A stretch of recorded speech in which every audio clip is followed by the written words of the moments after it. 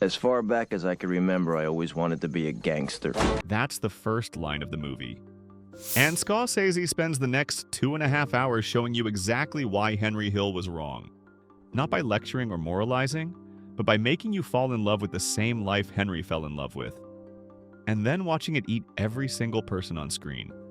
Goodfellas isn't a celebration of the mob. It's a warning disguised as a party. And by the time you realize the music has stopped, everyone's either dead, in prison, or living in the suburbs. The genius of this movie is that it makes you complicit. From the very first act, Scorsese doesn't show you the mob from the outside. He puts you inside Henry's head. And from inside Henry's head, the mob looks like the greatest life imaginable.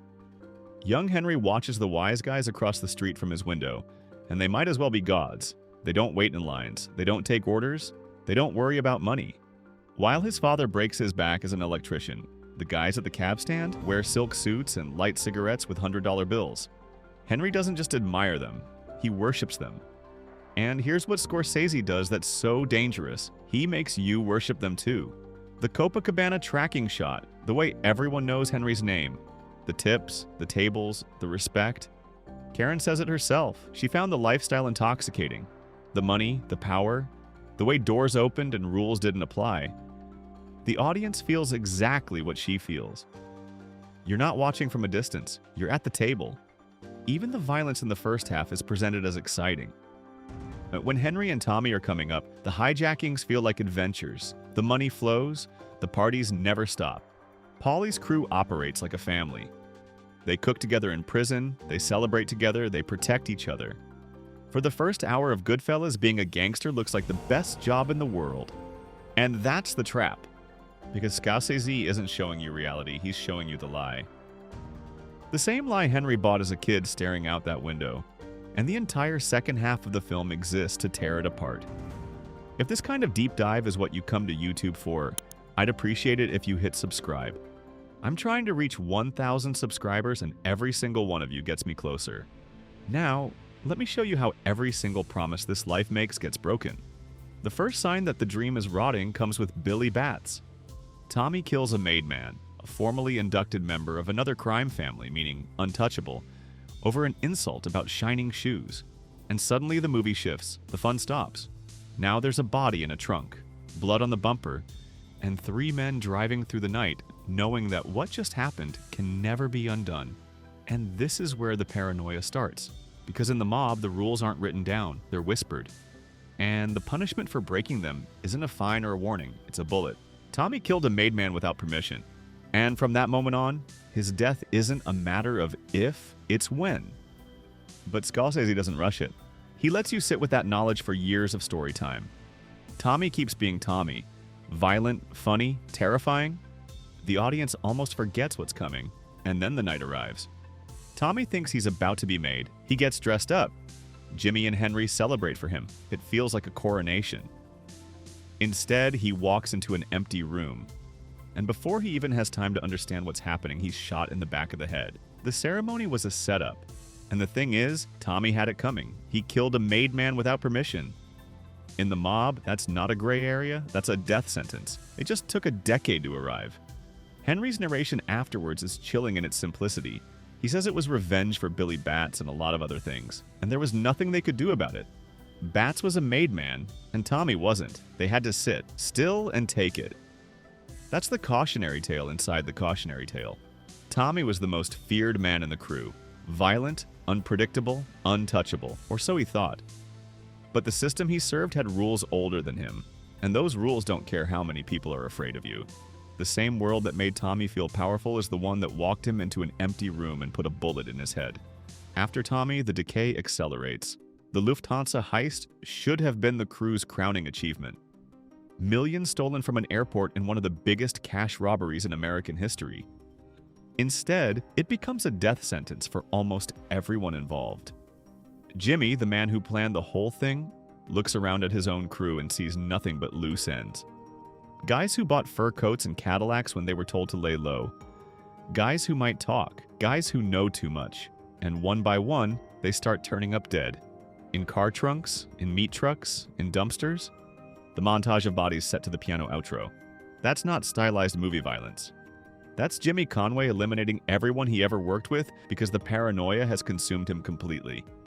And this is what Scorsese has been building toward. The mob doesn't just destroy its enemies, it destroys itself. The same loyalty that held the crew together becomes the weapon that tears it apart. Because in a world where silence is survival, everyone is a potential threat. Then there's Henry. He ignores Paulie's one rule: stay away from drugs, and builds an operation that makes him rich and reckless. The final day sequence, where Henry's running drug deals, picking up his brother, cooking dinner, and dodging helicopters, all while high out of his mind, is Scorsese showing you a man who has completely lost control. The editing gets faster, the music gets more frantic. Henry's narration becomes a paranoid stream of consciousness. And when it all crashes, when Karen flushes the drugs, when the feds close in, when Henry goes to Paulie with nothing left, Paulie hands him a few $1,000s and says the line that ends Henry's entire world. He tells Henry he has to turn his back on him. That's it. No screaming, no violence. Just a quiet dismissal from the man who was supposed to be his protector. The mob family Henry joined as a kid just disowned him like he was never there. And then Jimmy makes his move. He invites Henry to a sit-down at a diner and pushes him toward a job, a hit in Florida. But Henry reads it for what it is. Jimmy isn't giving him work. Jimmy is setting him up to be killed. The man who taught Henry the golden rule of the mob, never rat on your friends, is now the reason Henry has to break it. So Henry does the one thing the life told him never to do. He goes to the feds. He testifies against Paulie. He testifies against Jimmy. He puts the men who raised him in prison to keep himself alive.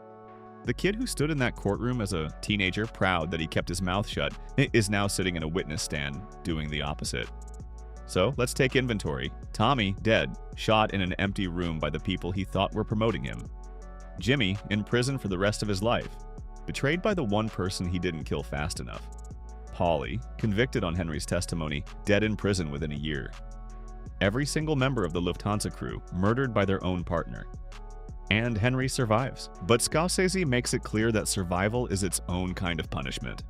The final scene shows Henry in witness protection, standing in front of a suburban house in a bathrobe, picking up a newspaper. And his narration tells you everything you need to know about what this life cost him.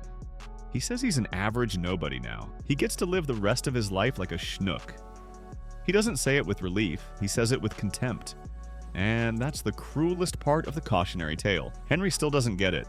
After everything he's seen, everything he's lost, everyone who died around him, he still misses the life. The lie Scorsese showed us in the first hour still has its hooks in him. The party ended decades ago, and Henry's still standing at the door waiting to get back in. The real Henry Hill was eventually kicked out of witness protection for drug possession and revealing his identity. He spent the rest of his life drifting: arrest, rehab, reality TV appearances, a cookbook. He died in 2012 from heart disease in a Los Angeles hospital.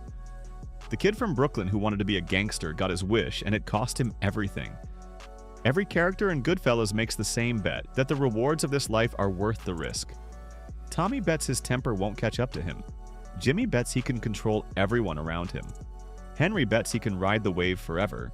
Paulie bets his silence will keep him safe. They all lose, every single one of them. And the real tragedy isn't even the violence, it's the fact that none of them saw it coming because the lie was too good. The money was real. The respect was real. The feeling of walking into a room and having everyone know your name, that was real. But it was all rented, every bit of it. And the rent comes due in blood, in prison time, and in empty suburban mornings where nobody knows who you are. Scorsese's genius is that he lets you place that same bet alongside them, and then makes you watch as the house collects. He doesn't judge Henry from above, he puts you in Henry's shoes, lets you feel the intoxication, and then forces you to live through the hangover. That's why Goodfellas is a cautionary tale, not because it tells you the mob is bad, because it makes you understand why people join anyway. And then it shows you body by body why they shouldn't have. If you made it this far, thank you for watching. See you next time.